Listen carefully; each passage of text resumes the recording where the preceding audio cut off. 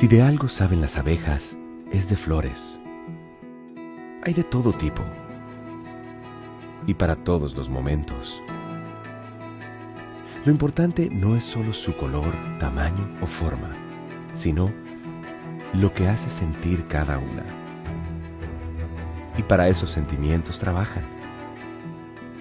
Igual que el Banco Central, que trabaja para hacer florecer la economía y que sientas estabilidad.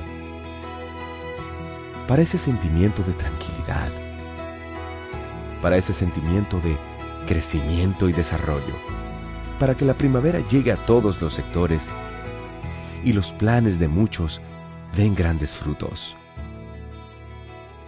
Banco Central de la República Dominicana, 75 años trabajando por una estabilidad que se siente.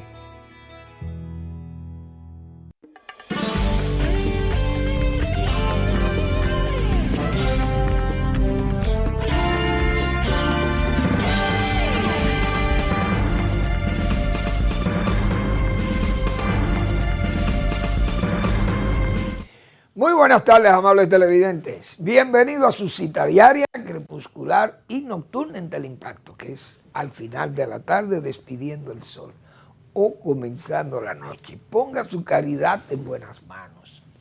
Apoye el Patronato de Lucha contra el Cáncer de Villa González Incorporado, toda una institución para servirle, constituida para servirle al prójimo más humilde, más carenciado, a ese proletario rural, vamos a ponerle así, para tomar el léxico de los marxistas y leninistas.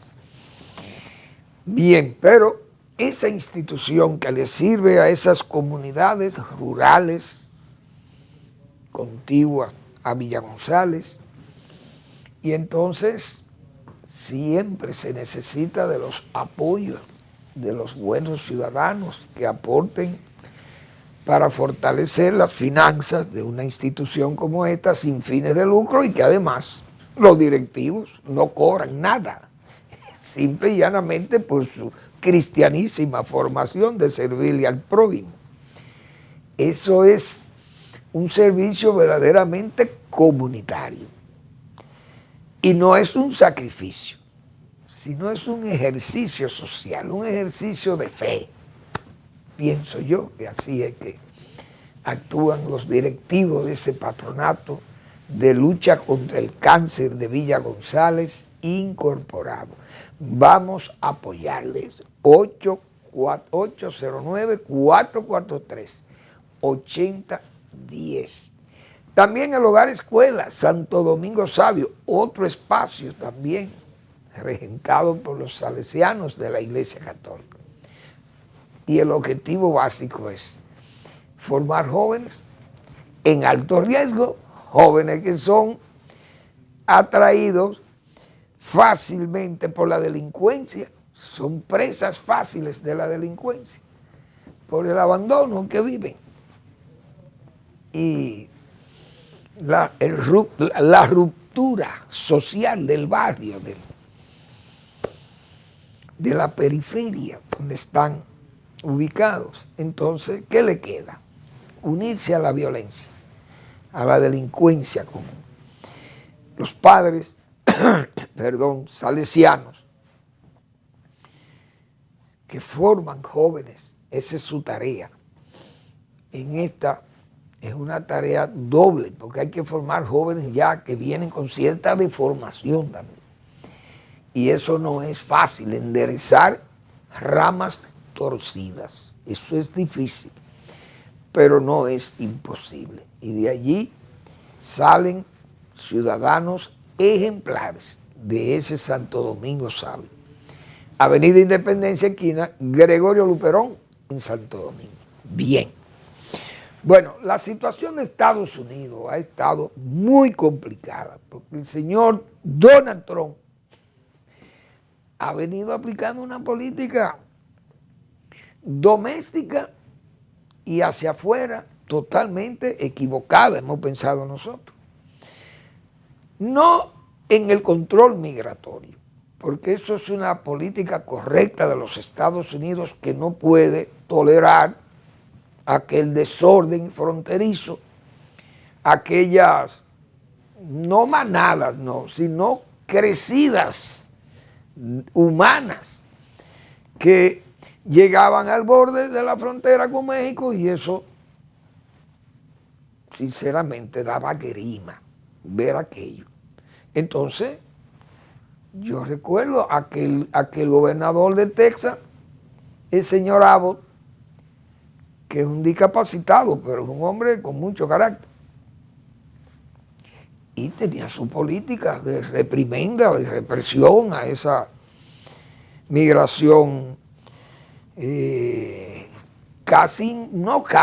invasiva hacia los Estados Unidos.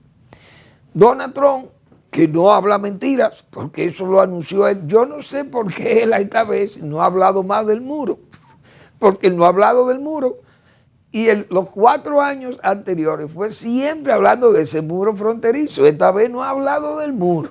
Nada se ha referido en nada al muro.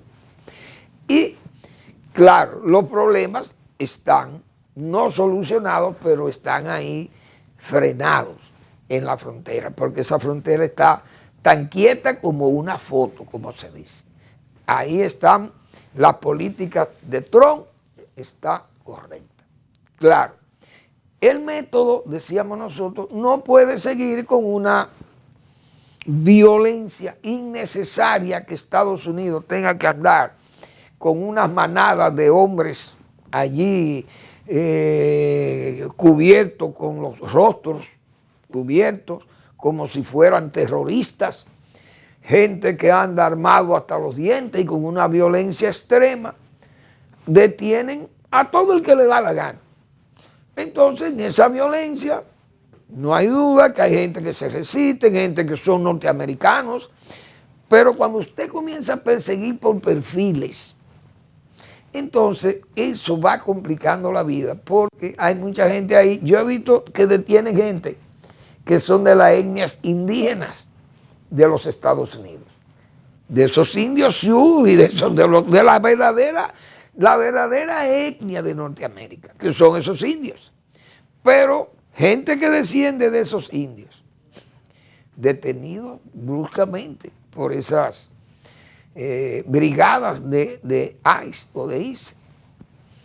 Entonces, esa gente que encara a esta gente, pero esta gente responde con una violencia, como que el norteamericano también, si no se pone claro, se va. Yo no sé a dónde que lo van a mandar, pero son gente que son norteamericanos. Entonces, la costumbre es darle apoyo, porque lo que están persiguiendo es latinos, asiáticos, gente de perfil tal vez del Cáucaso o de los Balcanes, o gente del África del Norte o el África subsahariana, etcétera, etcétera. América Latina. Y entonces es un perfil muy definido y no hay problema. Incluso tiren a matar si se les resiste. Si matan un negro o un latino o un asiático, no pasa nada. Puede haber un pequeño grito y no hay problema. Siguen adelante. Pero, ¿qué ha pasado en Minnesota? Se encontraron, como decíamos, con un problema que usted no puede imitar aquellas brigadas de los nazis que perseguían a los judíos y perseguían a los gitanos y perseguían a disidentes del nazismo, etcétera, o sea, a comunistas. Por eso citábamos la expresión de Niemöller, el obispo luterano. Ya una frase famosa ante todos estos regímenes dictatoriales de fuerza, pero aplican cuando usted ve cómo estas brigadas de lobos, que le llaman ahora la Gestapo de Trump, pero Trump feliz viendo esas actuaciones. Pero viene esa coma y ese pero. Mataron 2 americanos. Americanos blancos, no americanos negros, ni americanos con perfil indígena o con perfil de latino ya nacionalizado allí. No, americanos. Mataron a una señora en forma violenta y ahí ejecutaron a un muchacho que es un tipo blanco. Y eso ha creado una situación en los Estados Unidos, no es de que nada más en Minneapolis, no, es en los Estados Unidos. Y eso que estamos en un invierno, una tormenta de invierno que es insoportable para que la gente esté en la calle, pero la gente sale a la calle a protestar. Si eso pasa en un verano, medio Estados Unidos estuviera protestando al presidente Donald Trump. Entonces, ¿qué ha pasado? No solamente protestan los demócratas, porque ahí hay mucha gente que vota republicano, pero hay gente que no es fanática de ese partido, ni es gente que anda exhibiendo símbolos del republicano, pero es gente que tiene sentimientos y ven actuaciones violentas de estos agentes de aduana y qué sé yo, de migración, y entonces se unen a protestas porque ven que las cosas se están derivando a situaciones como pasó en Alemania, decíamos nosotros ayer, que en Alemania, ¿cómo un país tan civilizado instaló aquella incivilización nazis? Por eso, como está Estados Unidos, la hiperpotencia, eso era Alemania antes. Estados Unidos con una democracia no es verdad que puede colarse otro Hitler. Se puede pensar así, pero miren por dónde van las cosas. Tal vez estoy extremando el comentario, pero no estamos lejos de ver una situación que se dé en Estados Unidos que hasta pierda las elecciones Donald Trump y no quiera reconocer y haya que sacarlo con un golpe de Estado para poner más feo a Estados Unidos.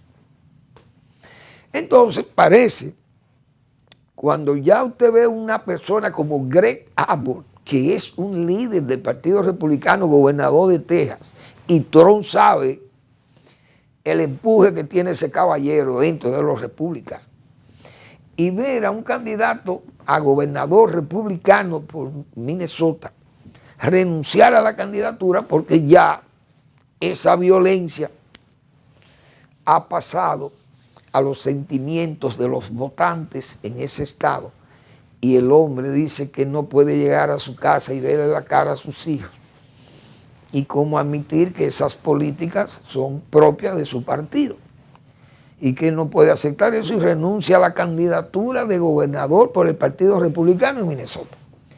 Pero así ya hay varios congresistas que se le están poniendo pecho y cara a esa tormenta Trump, como se dice. Y entonces se está creando una situación que ya Donald Trump ha tenido que echar para atrás.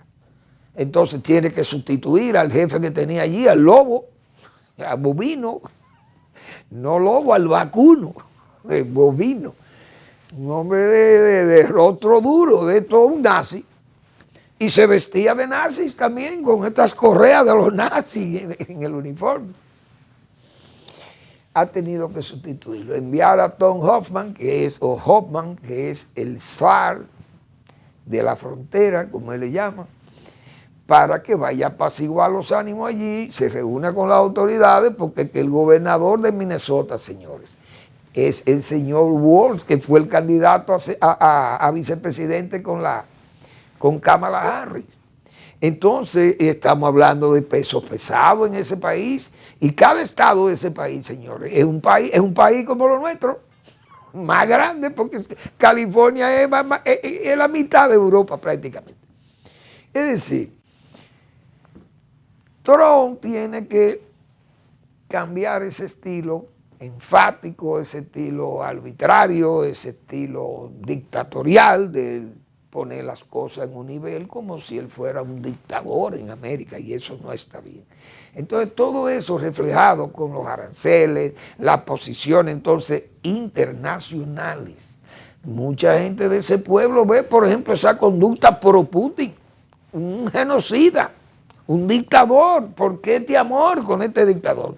¿Qué cosa buena ofrece Putin? Que no sea la violencia, la muerte, y seguir ahí hasta eterno en el cargo.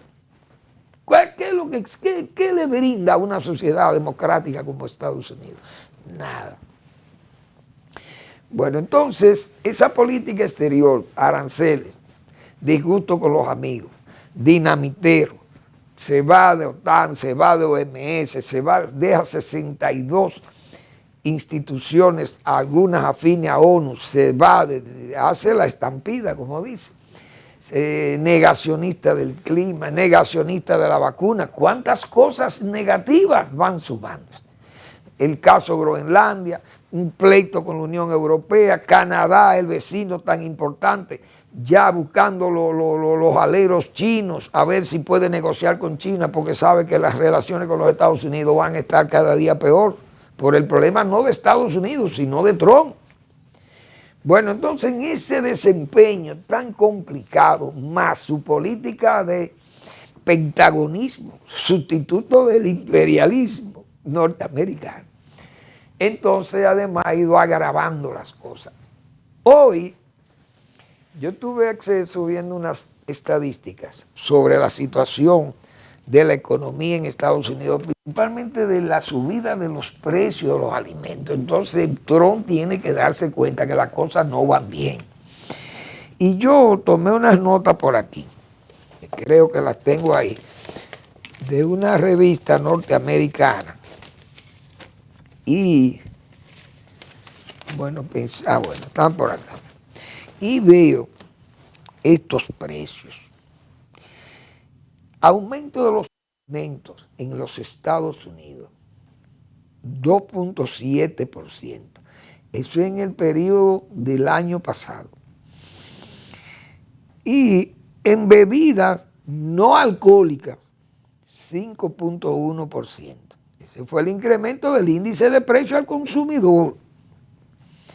Entonces, alimentos consumidos fuera del hogar, es decir, cuando usted come en esa comida rápida, los restaurantes, qué sé yo, no los restaurantes, sino la comida rápida, como son los gringos, para llevar, 4.1% se incrementó.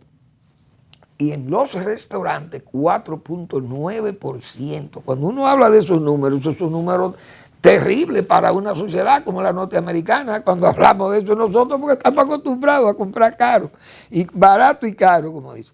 La inflación en diciembre fue 0.7%. Y en 5 de 6 índices de precio de 6 grupos, en 5 de ellos, señores, de ese grupo de alimentos, la inflación ha sido enorme. Es decir, estamos hablando de 4.9%. Ay, Dios mío. Eso no lo resiste. En los supermercados, óigase bien, en diciembre en los supermercados fue 0.7% la inflación. Eso en Estados Unidos es complicado. Por eso es que no bajan las tasas. Entonces, el día pasado yo recuerdo que Donald Trump hablaba de que la inflación está en 1 punto y él que había bajado a 1.5 y que eso lo exhibía como un logro de su administración. Pero decíamos nosotros, pero es que es una contradicción porque por eso es que está peleando con el gobernador de la Reserva Federal de Estados Unidos, porque el hombre dice que la inflación está alta y no se pueden bajar las tasas porque eso va a crear más inflación. Entonces, pero ahí están los números que dicen la verdad de lo que dice Powell, no de lo que dice Trump. Bueno, la verdad que eso no está bien. Felipe González dice, Donald Trump está rematadamente loco.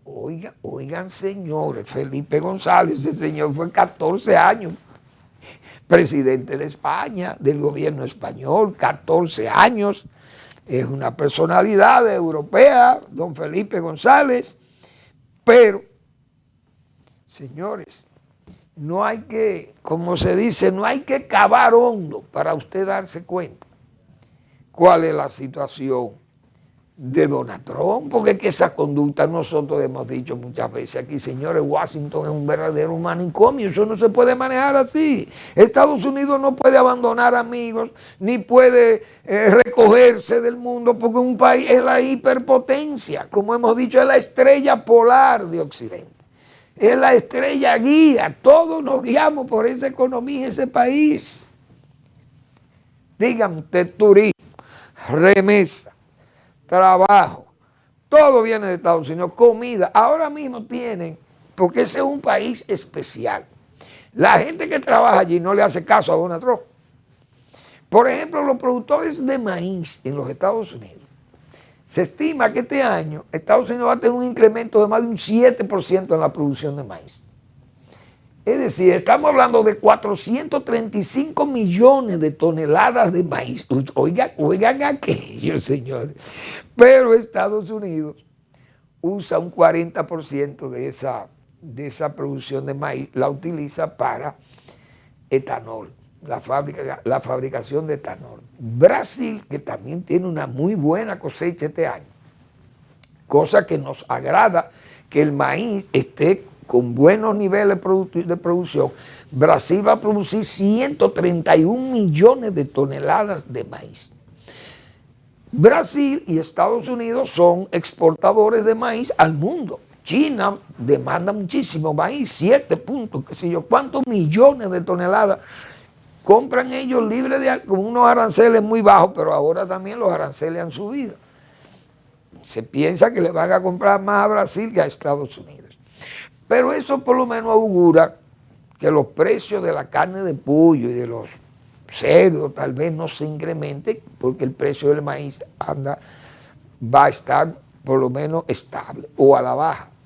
Igualmente la soya. Brasil no se tiene mucha soya también sembrada, pero Argentina es un gran productor de soya y le va a vender a China. Eso quiere decir que también Estados Unidos va a disponer también de mucha soya y nosotros vamos a tener los países que importamos esas materias primas para los animales, para los piensos de los animales. Los precios tal vez no estén muy altos en esta oportunidad, cosa que nos agrada porque los consumidores de aquí vamos a tener tal vez precios más estables, si es que no se le pone costo a estos productores nacionales que a todas luces vemos que están especulando o manipulando el mercado del pollo, porque no hay razones, decíamos nosotros ayer, para que el pollo no aparezca. No solo que esté caro, que también es un cuestionamiento que hacíamos, pero además que no aparezca, entonces también es peor. Vamos a una breve pausa y volvemos.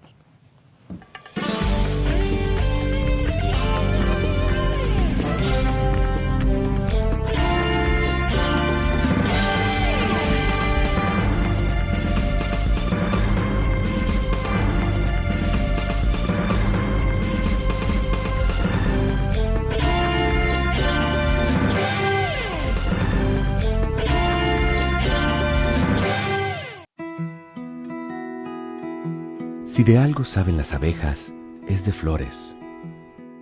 Hay de todo tipo y para todos los momentos. Lo importante no es solo su color, tamaño o forma, sino lo que hace sentir cada una. Y para esos sentimientos trabajan. Igual que el Banco Central, que trabaja para hacer florecer la economía y que sientas estabilidad. Para ese sentimiento de tranquilidad, para ese sentimiento de crecimiento y desarrollo, para que la primavera llegue a todos los sectores y los planes de muchos den grandes frutos. Banco Central de la República Dominicana, 75 años trabajando por una estabilidad que se siente.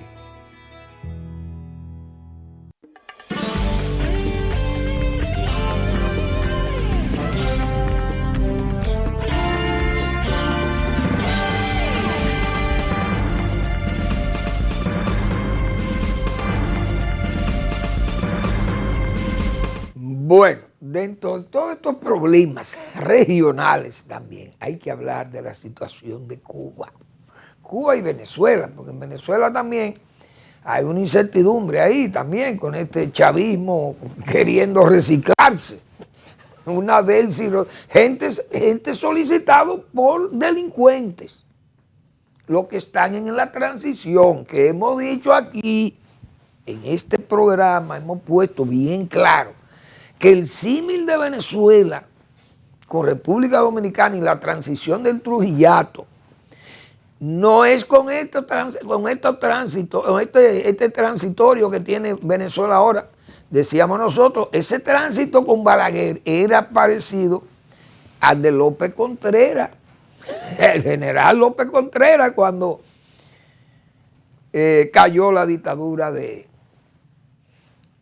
Gómez, de Juan Vicente Gómez, con aquel talento, aquel hombre que tenía control del ejército, y que aquí Balaguer, aunque no tenía control del ejército, contaba con Ramfi mientras tanto para ir democratizando, si se puede decir, el régimen, pero se fue haciendo apertura Balaguer, decíamos nosotros. Ahora el talento de Balaguer, clase aparte. Pero Balaguer salió del Trujillato limpio, nadie le enrostraba nada, igual que a López Contreras. Eso fueron gente que no se enlodaron en ese fangal. Vamos a estar claros, López Contreras fue un hombre que yo dije, murió en el 73 y fue con todos los honores que lo enterraron al señor López Contreras, general, óigase bien, que fue un hombre clave del régimen. Entonces Balaguer salió limpio del Trujillato. Los opositores del Trujillato le enrostraban a Balaguer los discursos a Trujillo, las loas, muy bien, pero no le podían enrostrar que se benefició de canonjías, ni de nada de eso, de ese régimen, ni que participó en cosas cuestionables del régimen. Es decir, Balaguer estaba limpio, como, no voy a decir tal vez como paños de altares, porque, repito, las loas y los discursos están ahí. Balaguer dijo, lo único que nadie vio en mí, un verso, un poema dedicado a Trujillo, lo dijo claro Balaguer. Pero esta gente de Venezuela es gente que ha estado pedido en extradición por delincuentes. Entonces, tiene que haber una inquietud. Y vi ahí que la señora Corina, María Corina Collado, dice que esa no es la transición que necesita Venezuela, pero que eso es correcto.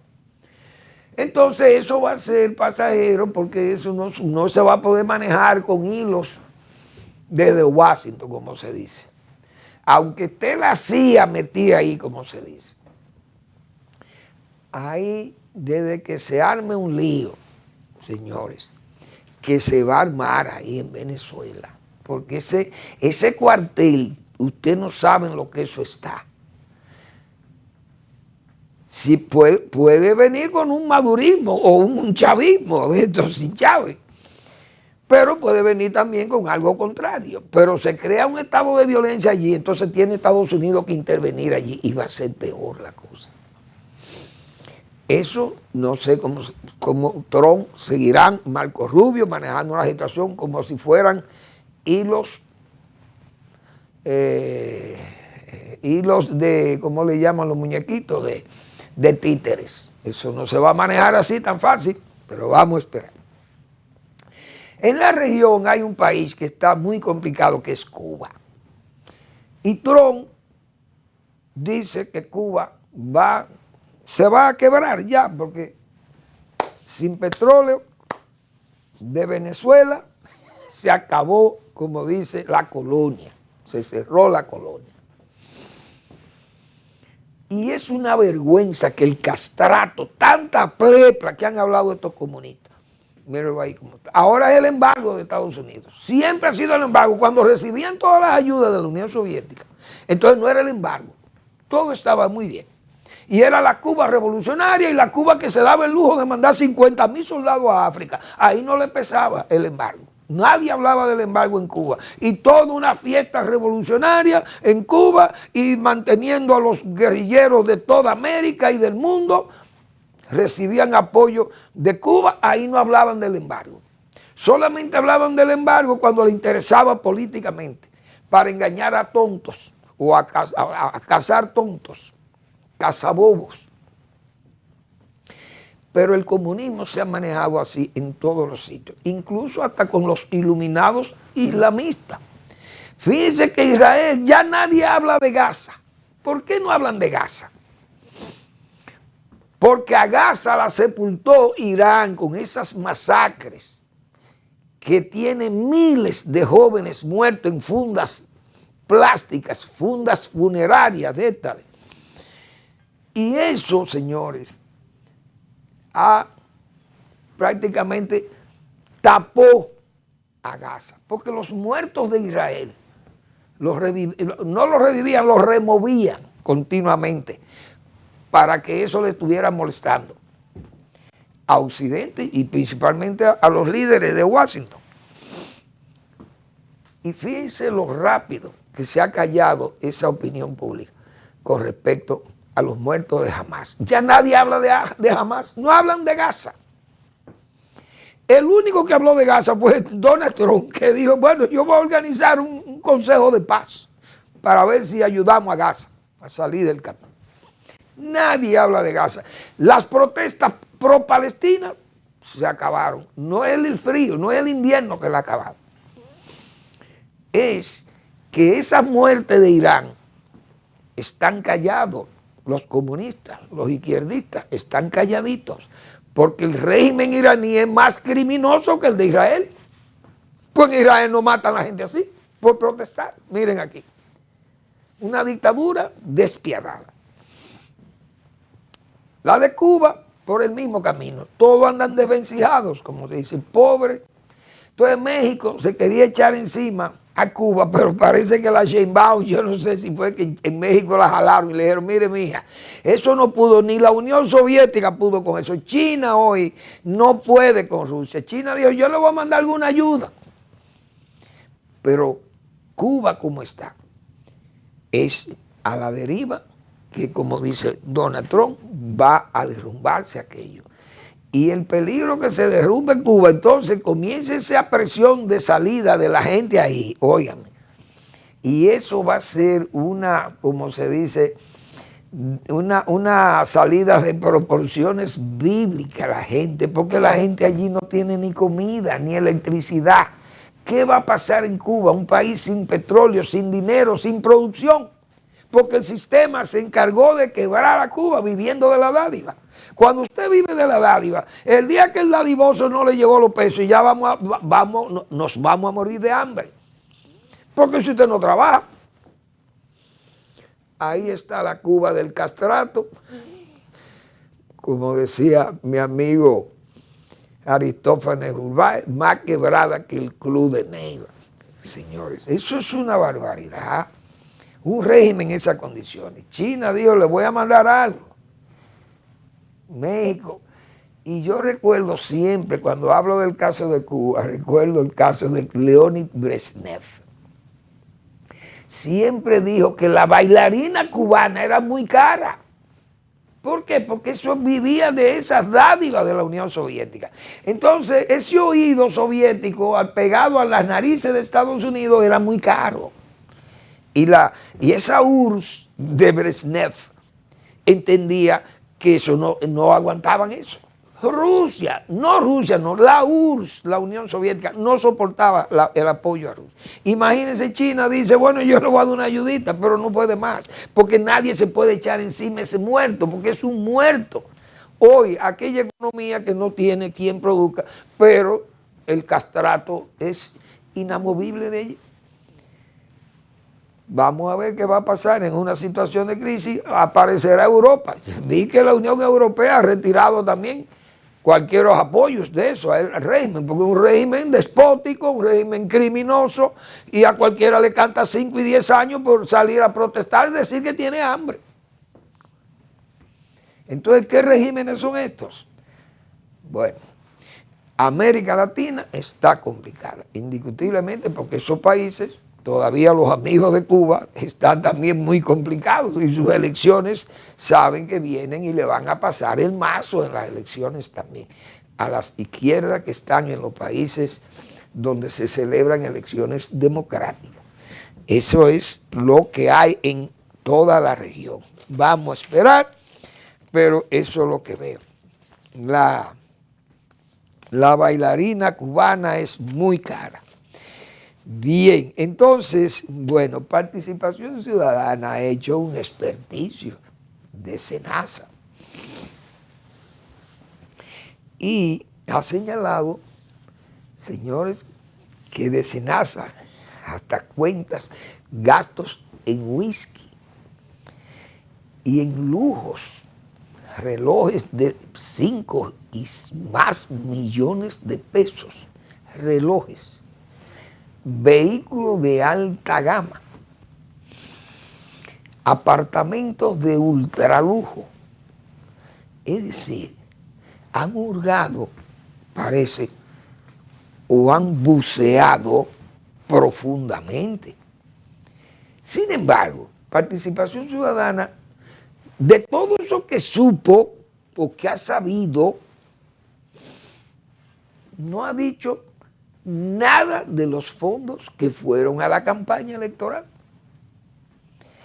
Esos son los problemas de esos movimientos procelosos del narco y de la corruptela y todo aquello, que siempre se dijo claro cómo se estaba utilizando el dinero público para comprar las elecciones. Así era que se le decía al gobierno, pero el gobierno no tomaba ninguna previsiones. Porque yo recuerdo que el presidente, hablando de un bono escolar en mayo, es decir, en el mayo del 24, ¿cómo usted puede hacer eso y no recibir la reprimenda? ¿Dónde estaba Participación Ciudadana? Callada. Ah, no, esos son donativos que hace el gobierno con perfecto derecho, dineros públicos que están ya presupuestados para ser donados. Oh, y usted puede hablar de bonos escolares entregados en mayo, en tiempo de las elecciones nacionales, o en febrero, que son las municipales por adelantado. ¿Qué pasaba ahí? Ah, pero esos eran dineros que venían ¿de dónde? 3 años, desde el 2022, esa institución tenía los registros contables alterados y todo era un desorden. ¿Dónde estaba César Ril? ¿Quién era que vigilaba aquello? Es decir, es un manejo demencial lo que ha habido en esas instituciones públicas.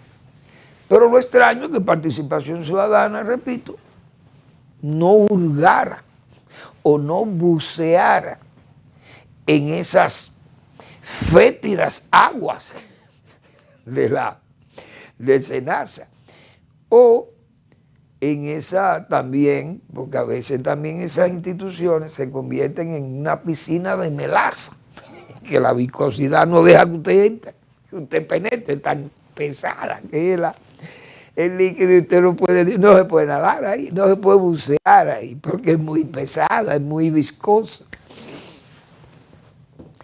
Y la verdad es que uno tiene que reírse, señor. Este país, todavía esas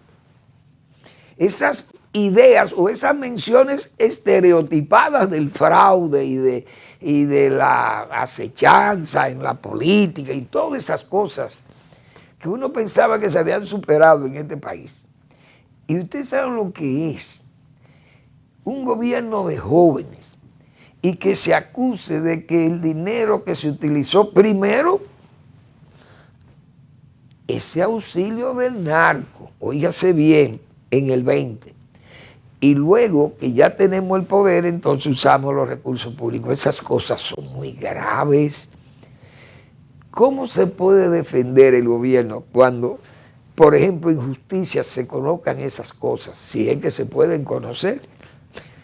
Según el presidente de la Suprema Corte de Justicia, él señalaba en un discurso en el almuerzo de la Cámara Americana de Comercio, de que la justicia está libre de advertencia, que soy independiente, que no hay juez que oiga la voz áspera del que manda. Las palabras son mías. Pero que no reciben instrucciones de nadie, de un poder que no sea el de ellos mismos, que él personalmente no ha llamado nunca a ningún juez para trazarle pauta sobre su comportamiento. en cuanto a intereses de los juicios, y eso está bien. Dice que los jueces son independientes, que no hay poderes de otros poderes, no intervienen a ellos, que no le pasan como facturas ni le trazan pautas. Pero yo pensando que el presidente de la Suprema Corte de Justicia está actuando tal vez en forma muchachil, digo yo, porque tan reciente, hace apenas meses, fueron separados 3 jueces de Suprema Corte de Justicia que fueron bien valorados para que permanecieran en su cargo porque no tenían objeciones. Pasaron su examen, como se dice. Si usted es maestro y el maestro está supeditado a que se conserve su cargo, si cuando pasan las evaluaciones, su evaluación dice que es positiva, ¿por qué castigar a ese maestro? Si el maestro cumple con su deber como docente y además no tiene faltas o culpas que se le puedan señalar. El maestro lo evalúan, su forma, sus métodos de trabajo, de evaluación, de enseñanza, etcétera, los niveles de capacitación que él mismo toma para mantenerse más activo, más actualizado, perdón. Entonces, usted deja a ese maestro ahí. Esos jueces que fueron removidos a sabiendas de que estaban bien valorados, que hicieron bien su trabajo. Pero nosotros dijimos aquí, fíjense cómo un juez, Moisés Ferrer, fue un juez disidente del caso del Aeropuerto Internacional de Bávaro. Él en Suprema Corte de Justicia tuvo un voto de censura, vamos a decir, o disidente del de los demás. Y nosotros, aquí que somos supinos, ignorantes en la materia, dijimos, ese juez está sentenciado, a Moisés Ferrer lo van a sacar de Suprema Corte de Justicia. Ahora yo quiero que me diga a mí, el presidente de la Suprema Corte de Justicia, si no es verdad que intervienen los poderes para formar, para crear un ambiente a los jueces de temor, porque no es verdad que los jueces que ven esa actitud ahí en el Consejo Nacional de la Magistratura y ven que pueden ser quitados del cargo aún siendo buenos, teniendo un buen ejercicio y con seriedad, ¿qué hacen? O se van a plegar a los poderes, o tal vez se convierten en jueces corruptos, porque dicen no vale la pena ser serio, no vale la pena que me evalúen. ¿Por qué? Porque me van a quitar si yo no doy un fallo favorable al presidente del partido que está en el poder, o al vicepresidente, o al secretario general, eso me puede traer problemas. Entonces cuando me vayan a evaluar, me sacan de circulación. Hoy eso es independencia judicial. Los jueces no tienen temores de otros poderes. ¿Qué le pasó al juez Moisés Ferrer? Y a Rit, el otro, y a la Pilar Jiménez. Los 3 jueces fueron separados de la Suprema Corte de Justicia. ¿Y quién fue que los separó? En un empate, ¿quién los separó? El voto del presidente de la República. Es decir, 3 jueces que fueron evaluados bien no podían permanecer ahí porque fue gente que dio fallos que no le gustaban a quienes estaban o como titiriteros o manejando la mano oculta o la mano negra por ahí, o los poderes son conscientes de lo que hay que defender los intereses particulares. Vamos a la pausa.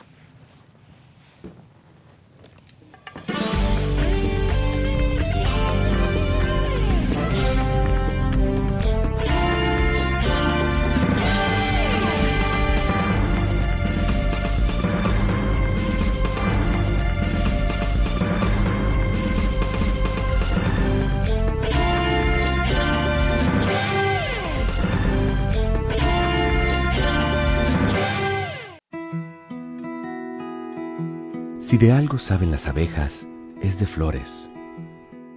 Hay de todo tipo y para todos los momentos. Lo importante no es solo su color, tamaño o forma, sino lo que hace sentir cada una. Y para esos sentimientos trabajan. Igual que el Banco Central, que trabaja para hacer florecer la economía y que sientas estabilidad. Para ese sentimiento de tranquilidad, para ese sentimiento de crecimiento y desarrollo, para que la primavera llegue a todos los sectores y los planes de muchos den grandes frutos. Banco Central de la República Dominicana, 75 años trabajando por una estabilidad que se siente.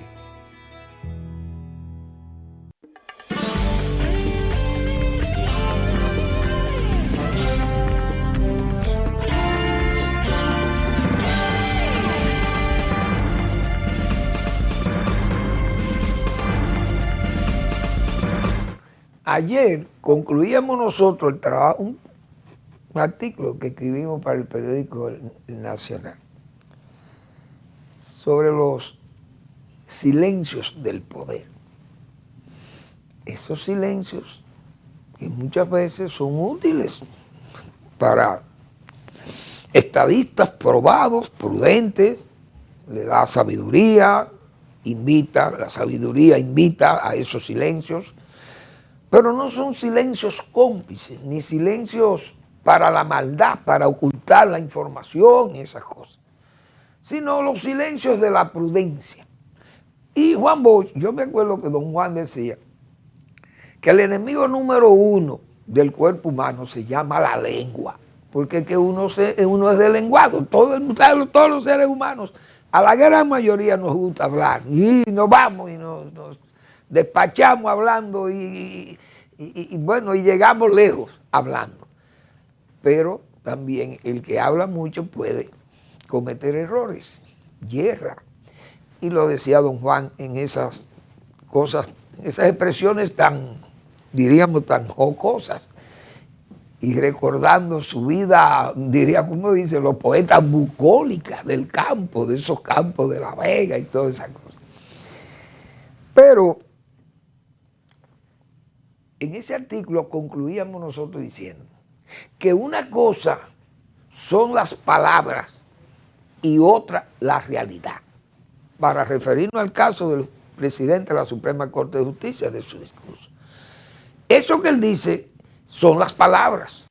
Otra, esas realidades que nosotros acabamos de citar, están ahí vivitas y coleando, como se dice. Ahí salieron los 3 jueces.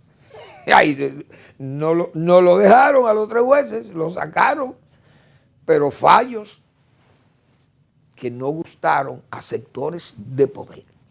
Lamentablemente así que pasa. Claro, el juez supremo también trató un tema que a nosotros siempre, como aunque seamos agrónomos y no abogados, pero es sobre el dispendio judicial. Vamos, yo le he llamado así dispendio, por este alargamiento de los juicios. Señores, el juicio del antipulpo, primero 5 años dando tumbo con ese juicio, condenan a alguno ahí a varios años, uno a 7 años, el señor Medina Sánchez, Alexis Medina Sánchez, condenado a 7 años. Entonces este caballero estaba con el rostro tumbado, como se dice, cuando estuvo preso. Bueno, mire, vamos a dirigir el juicio y usted puede estar en libertad en su casa, o en libertad condicionada, qué sé yo, apresamiento doméstico, no recuerdo. Pero y el hombre tiene un cambio, y nítido, todo, un empresario de Wall Street. Pero el hombre le cantan 7 años. Pero eso va a apelación. Ese hombre viene a caer preso, señores, si es que le mantienen esa condena. Tal vez dentro de 10 o 12 años. Explíqueme usted. ¿Y usted cree que un juicio que dure 2? Entonces, por eso es que los políticos siguen robando. Y en este gobierno hay tanto robo como el anterior. ¿Por qué? porque ven cuáles son las consecuencias. Miren dónde andan todos esos juicios del PLD. Esos juicios de los moluscos y de los mariscos. ¿Quién sabe cuándo? Ese de la medusa, eso no se sabe cuándo va a terminar ese juicio. Volverá el PLD al poder y lo va a absolver probablemente. Porque explíqueme usted. Entonces él dice hay que achicar, pero es verdad. Entonces ahí él tiene razón. Pero que pónganse de acuerdo a la comunidad jurídica. Señores, mira, los juicios no pueden pasar de 2 años. Juicios de corrupción política no pueden pasar de 2 años. Y yo creo que eso va a mejorar. Porque si a los 2 años usted sabe que lo van a meter preso y le cantan 7, 8, 10, usted sabe que va preso. Pero en este país te cantan 7 años. Y tú vas a caer preso cuando vengan a los 12. Entonces ya tu partido ha llegado al poder y ya te quitan. ¿Qué pasó aquí con el juicio Salvador de Blanco? Lo mismo. El juicio Salvador de Blanco cogió muchísimo, bueno, como dijo el doctor Castillo, más de 2.500 horas o 2.700 horas de juicio y de interrogaciones. Y después ganó, entonces tanto tiempo, 14 años duró el PLD. Bueno, el PRD tuvo del 86 al 2000, 14 años fuera del poder. A los 14 años vino un gobierno del PRD, Hipólito Mejía, y en 2 párrafos tumbó un juicio de 2.800 horas, óyase bien, en 2 párrafos, y dijo que ya eso el Estado no tenía interés en ese juicio a Salvador de Blanco. Ahí quedó Salvador de Blanco libre de cargo. Entonces explíqueme cómo, ¿qué justicia es esta? ¿Qué hicieron los políticos de Balaguer? Vamos a robar porque 14 años después nosotros volvemos al poder. Y así va a pasar con todos estos juicios. Yo creo que a los juicios de corrupción, eso es como los juicios por narcotráfico. Si usted se pone a darle larga a eso, el tigre va a seguir tirando drogas porque está suelto bajo fianza, qué sé yo, si es que le dan fianza por drogas. Pero aquí no, aquí te llevan preso por drogas y el juicio termina siendo porque te robaste una gallina. O porque dejaste de pagar 5,000 pesos allí a un impuesto, una cosa que tú no pagaste la placa. Y ese es el juicio que te abren, pero el de la droga no te lo van a abrir. Es un caos. Verdaderamente así no se puede hacer justicia, entonces tiene que eso modificarse. Bueno, ya sí nos vamos, pero antes tengo que decirle que el doctor Marino Vinicio Castillo, que ese sí tiene su recto juicio de razón y de palabra, todos los miércoles publica su blog La Pregunta. ¿Mis consejos son quiméricos? Lo único que respondo es que no están ideologizados, brotan del alma, de esa conciencia pura y limpia de Marino Vinicio Castillo. Así como siempre repetimos aquí, de su recto juicio de razón y de palabra. Gracias por su atención. Nos vemos mañana en otra entrega de Al Final de la Tarde, despidiendo el sol o comenzando la noche.